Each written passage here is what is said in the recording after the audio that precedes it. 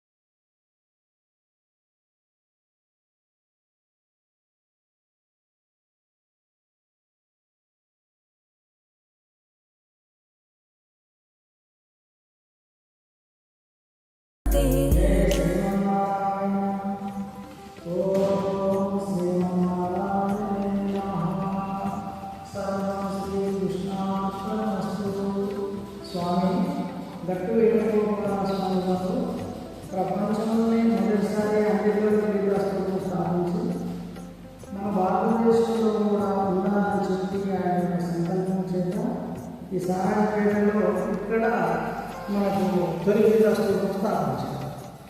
మీలో ఉన్నటువంటి శ్రీకృష్ణ పరమాత్మ విగ్రహం మీద పెట్టుకొని ఆ విగ్రహం కింద ఉన్నాక ఆంజనేయ స్వామి, కురుక్షేత్రంలో జెండాపై కవిరాజు ఉన్న పద్ధతిలో ఆ యొక్క కృష్ణార్జునుడు ఉన్నప్పుడు ఆంజనేయ స్వామి ఉంటాడు జెండాపై.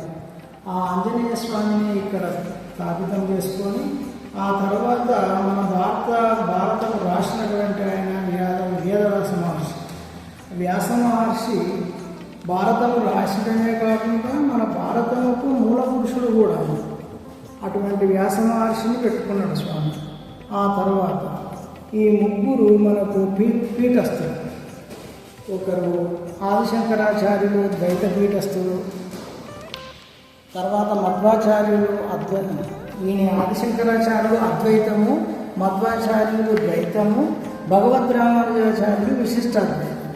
ఈ ముగ్గురు పీఠస్థులు ఈడ పెట్టడానికి కారణం ఏంటి అని అంటే భగవద్గీతకు భాష్యాలు రాసినటువంటి వారు కాబట్టి ఆ మహనీయులను తప్పకుండా పెట్టుకొని స్థాపన చేసి ఈ యొక్క 1వ అధ్యాయం నుండి 18 అధ్యాయాల దాకా భగవద్గీత శ్లోకాలను ఒక పుస్తకంలో చదువుకుంటే అందరికీ సరిపడదని చెప్పి ఒక ఆలయంగా బట్టి గీతాస్తూపం అనేది ఏర్పాటు చేసి 1వ అధ్యాయం నుండి 18 అధ్యాయాలు 700 శ్లోకాలు ఇక్కడ లిఖించడం జరిగింది.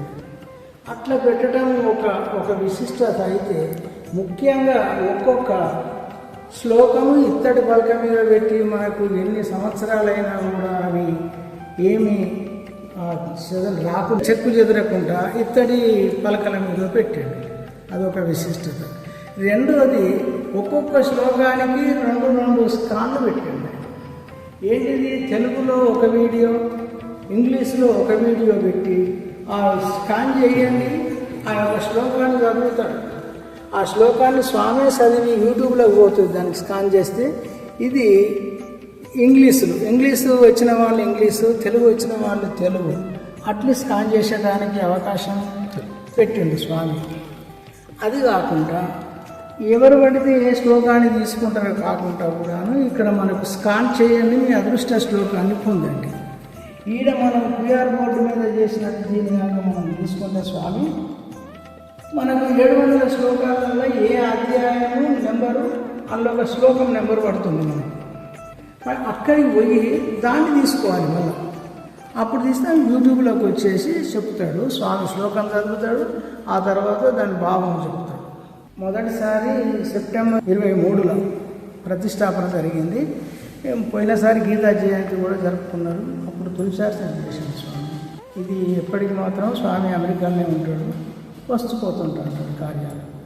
మనందరికీ ఒక అదృష్టం అనుకోవాలి. స్వాముల వారి యొక్క సంకల్పమే మనకెంతో జన్మధన్యమైనదని. జై శ్రీమన్నారాయణ.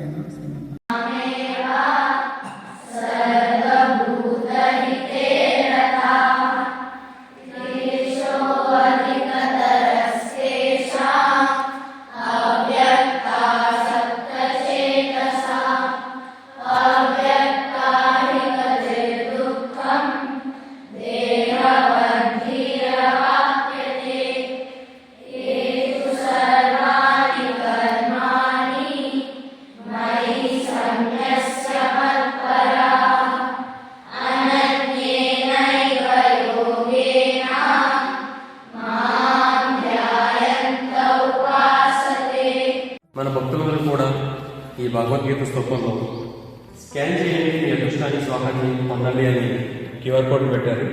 అది ఇప్పుడు నేను నా అదృష్టాన్ని ఆ శ్లోకాన్ని పరీక్షించుకోబోతున్నాను. మనం క్యూఆర్ కోడ్ స్కాన్ చేస్తే 6వ అధ్యాయం 47వ శ్లోకం అని ఉంది. ఇప్పుడు అక్కడ 6 అధ్యాయం 47వ శ్లోకం.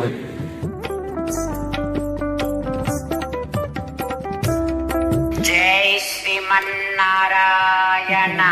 శ్రీమద్భగవద్గీత 6వ అధ్యాయము ఆత్మ సంయమ యోగము 47వ శ్లోకము. గీతాచార్యుడు శ్రీకృష్ణ పరమాత్మ అర్జునుడితో పాటు మనందరికీ ఆత్మ సంయమ యోగాన్ని ఉపదేశం చేస్తూ ఉన్నాడు. పరమాత్మ ఈ రకంగా అంటూ ఉన్నాడు, అర్జున, ఇప్పటి వరకు ఆత్మ సాక్షాత్కార సాధన చేసేటటువంటి యోగి అందరికంటే గొప్పవాడు అని కదా చెప్పాను. అర్జున, ఇప్పుడు ఆ యోగి కంటే గొప్పవాడెవరో నేను చెప్తున్నాను విను. ఎవరు ఆ యోగి కంటే గొప్పవాడో తెలుసునా? నా భక్తుడు. ఎవరు నా భక్తుడు? నన్నే నిత్యము ధ్యానము చేసేటటువంటి వాడు నా భక్తుడు. నన్నే తన మనస్సులో నిలుపుకునేటటువంటి వాడు నా భక్తుడు. నన్నే ఉపాసన చేసేటటువంటి వాడు నా భక్తుడు. నన్నే భజించేటటువంటి వాడు, ఆరాధించేటటువంటి వాడు నా భక్తుడు అంటూ నాకు శరణాగతి చేసేటటువంటి వాడు నా భక్తుడు. ఆ రకమైనటువంటి నా భక్తుడే. వినారయ్య భగవద్గీత వినవదేలనయ్యా, వినవదేలనయ్యా. చక్రవర్తి రాజును గీతను చేరి ముక్కిరయ్యా. వినారయ్య భగవద్గీత. సారాజిపేటలోన వెలసెను గీతా స్తూపంబు, సారవంతమైన క్షేత్రములు స్థాపించను స్వామి. సనాతన భగవద్గీతను స్వామి నిలిపెనయ్యా, స్వామి నిలిపెనయ్యా. సత్వరమే గీతను చదివి జన్మ సాఫల్యమునందు వినవయ్య భగవద్గీత. గట్టువారి వంశములో వెలసెను వేణుగోపాలుండు, పట్టు వదలకుండా గీతను సోపానం చేసి దిట్టమైన భగవద్గీత గట్టిగా వినదెలిపెను స్వామి, గట్టిగా వినదెలిపెను స్వామి. పట్టణ ప్రజలందరూ వచ్చి ప్రార్థించుడి పరమాత్మను.